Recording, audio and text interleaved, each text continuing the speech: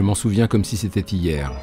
J'étais en vacances à Fouras, en Charente-Maritime, et un soir, mes parents nous ont emmenés, mon frère et moi, voir un film dont je ne savais rien et qui m'a marqué pour toujours.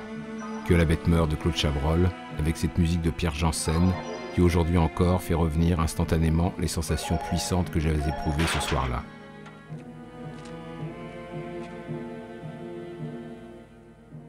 Désormais, mon destin de spectateur serait lié à Chabrol, et le boucher ne ferait que confirmer ce mélange de plaisir et de terreur que je ressentirais devant la plupart de ses films, surtout quand la musique était signée Pierre Janssen.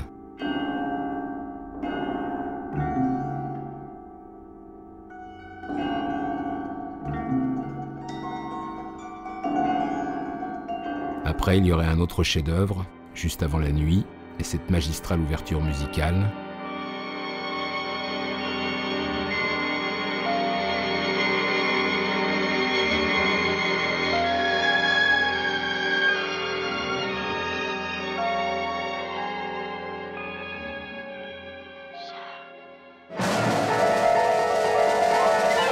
La rupture avec ses stridences et ses dissonances qui me rappelaient que Janssen était un vrai moderne. Et encore les noces rouges où Piccoli roule vers son destin à tombeau ouvert sur ce piano orchestral.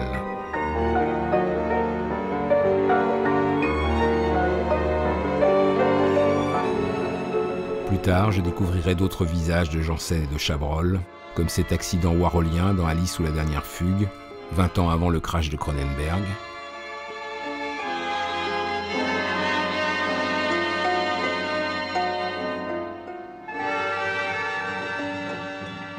Ou même cette musique martiale et inquiétante, toujours signée Janssen, qui habillait Fabio Testi comme un gant dans Nada.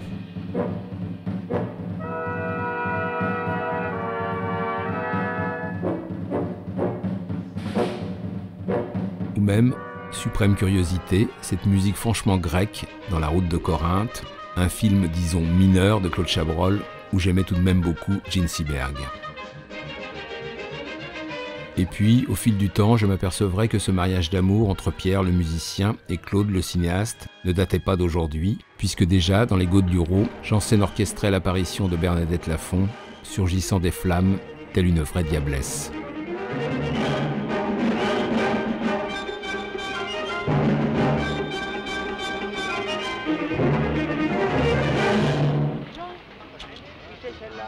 Avant Janssen, il y avait eu bien sûr Paul Misraki, révélant au son d'un mambo dont il avait le secret la sensualité torride de Bernadette.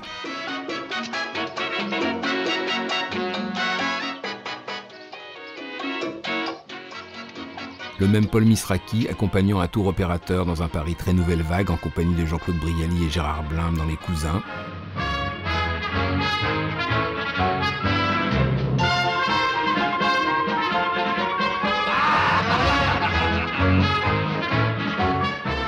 Et puis même, au tout début, encore un autre musicien, le très méconnu Émile Delpierre, dans Le Beau Serge, à une époque déjà lointaine où Brialy préférait prendre le quart.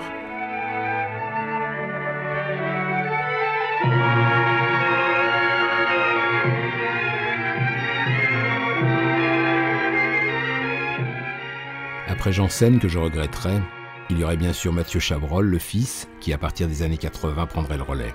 Par exemple, dans Inspecteur Lavardin, où Bernadette Lafont faisait son retour aux côtés de l'irrésistible Jean Poiret, et que je me souviens avoir particulièrement aimé. Mais encore l'incroyable filature aquatique et musicale dans l'enfer, où Emmanuel Béard prenait la succession de la grande Bernadette.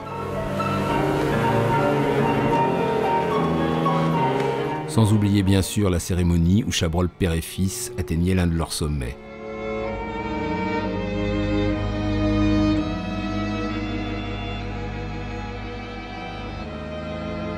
Dans la cérémonie, ce qui m'avait particulièrement marqué, c'était le Don Giovanni de Mozart à la fin du film, que la famille bourgeoise, emmenée par Jean-Pierre Cassel, écoutait allègrement, ne sachant rien de ce qui les attendait.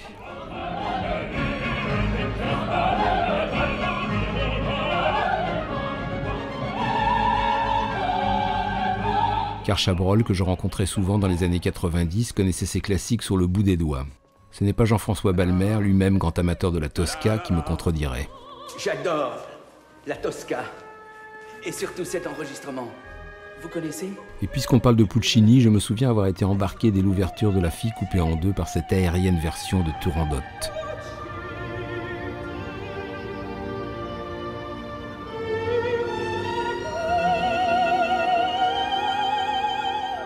Bien sûr, tout ça me ramenait à l'origine, et l'origine, c'était Que la bête meurt, avec les 4 chants sérieux de Brahms, qui encadraient au début et à la fin ce chef-d'œuvre.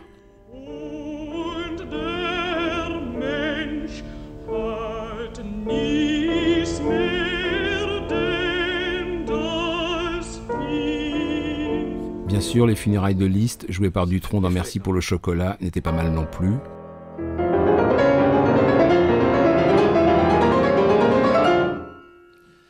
C'est un autre piège. Il faut complètement sortir de votre esprit toute notion de virtuosité. Le conseil avisé qu'il donnait à Anna Mouglalis avait été d'ailleurs largement anticipé par un interprète pour le moins inattendu, le sulfureux Paul Jégoff, grand scénariste et dialoguiste, complice des 20 premières années de Chabrol, jouant Schubert dans le Fassbinderien Une partie de plaisir.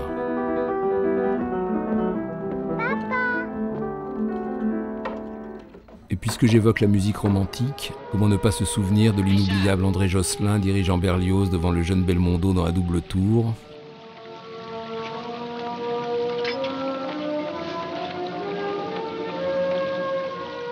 C'est beau, hein? Très beau. Ou plus encore de Brialy imposant Wagner et sa Valkyrie à ses invités, bien avant Coppola et Robert Duval dans Apocalypse Now.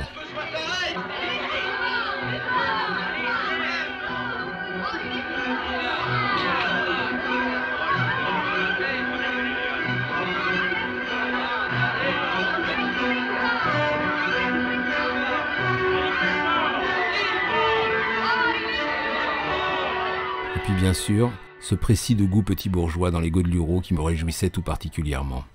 Vous aimez la grande musique? Massenet, Gounod, Léon Delibes, Rimsky-Korsakov. À propos de grande musique, Chabrol n'avait pas manqué comme Kubrick d'user lui aussi du beau Danube bleu dans Madame Bovary. Eh bien, elle s'est valsée, celle-là. Elle ne doit pas manquer d'occasion de s'entraîner.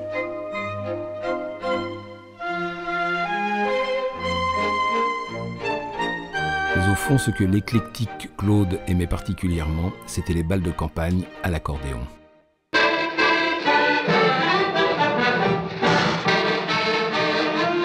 Dans le Beau Serge,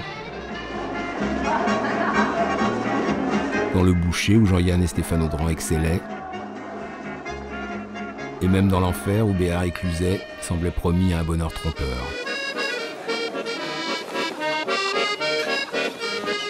Évidemment, même si j'aimais à la folie la profondeur de Chabrol, j'aimais aussi sa grande malice, comme celle de Lavardin entrant dans la boîte de Jean-Luc Bidault.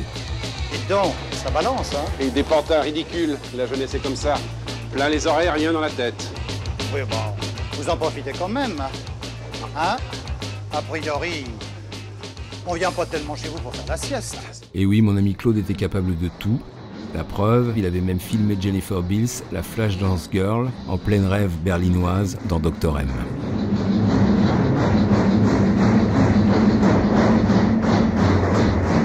J'aimais aussi beaucoup le Club 60s de La femme infidèle, où l'on entrevoyait mon héroïne ultime, le fantasme absolu de mon adolescence, Stéphane Audran.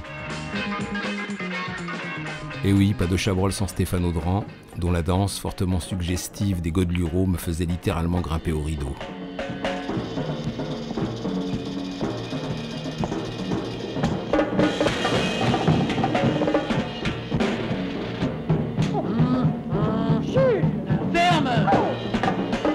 Ah, Stéphane Audran, en chanteuse italienne dans Les Bonnes Femmes, tout un poème. Dès que tout m'a quitté, je n'ai plus songé qu'à te retrouver. J'ai erré dans la nuit, le temps qui s'enfuit augmente mon ennui. Aïe, aïe, aïe, aïe, aïe. Elle était certes moins à l'aise dans le registre lyrique, mais rien ne me ferait dévier de mon attraction fatale.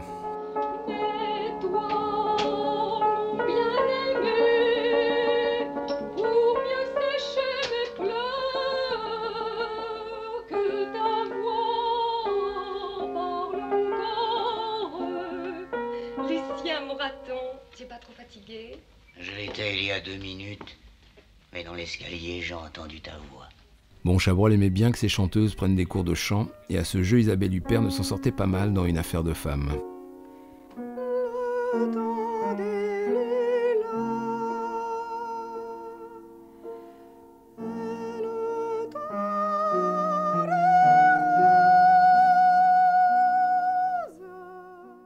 Il faut dire que la chanson, c'était aussi son truc à Claude.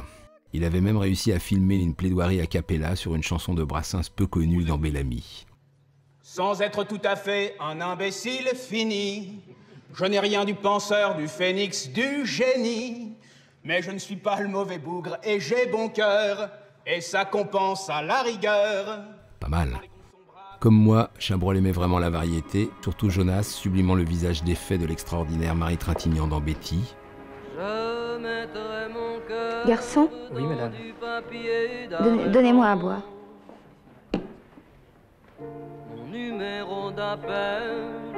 Pourquoi est-ce qu'ils m'en veulent ?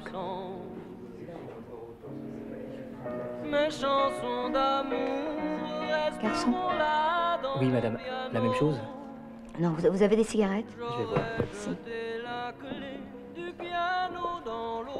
Jonas encore, d'en changer tout, à la fin de Rien ne va plus. Changer tout,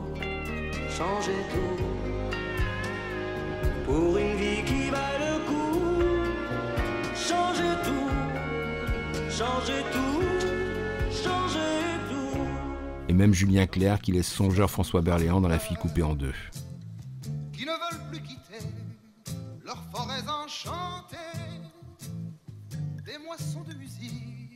Et puis Chabrol m'avait aussi révélé les charmes des chansons anciennes, un souvenir de la grande Damia au début de La fleur du mal.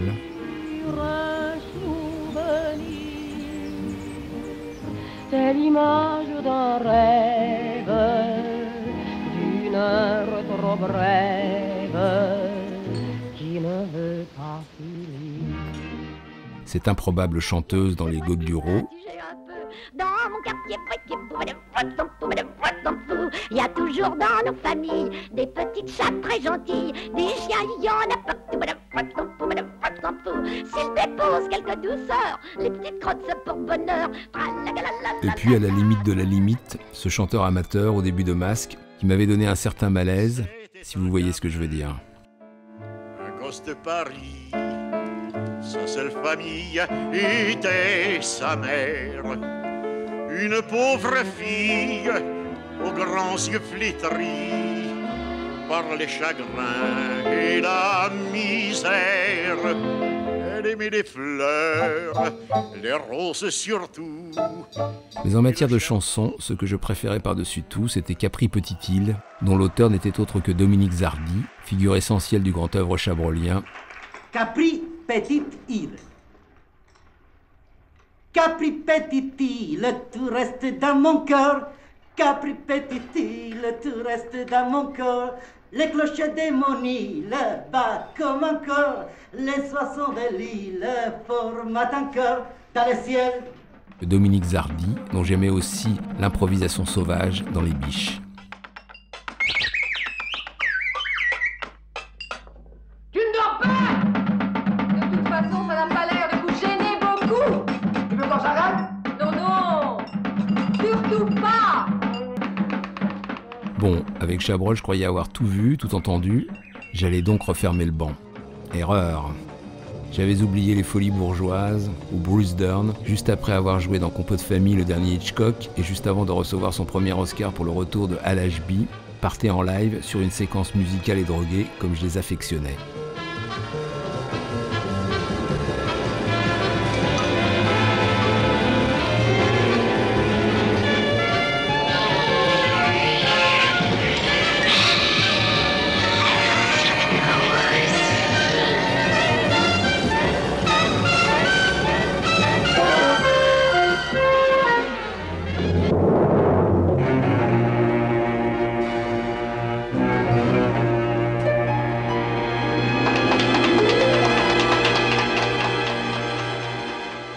Et oui, Chabrol était hypnotique, psychédélique, anarchique, fantastique.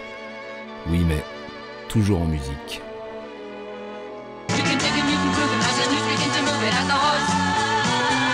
Where the ass is the hottest and the music is the No guy will crude as he sees each nude at the horse. Let's go to the horse. Let's go to the horse. So crazy. Let's go to the horse. So crazy. Let's go to the horse.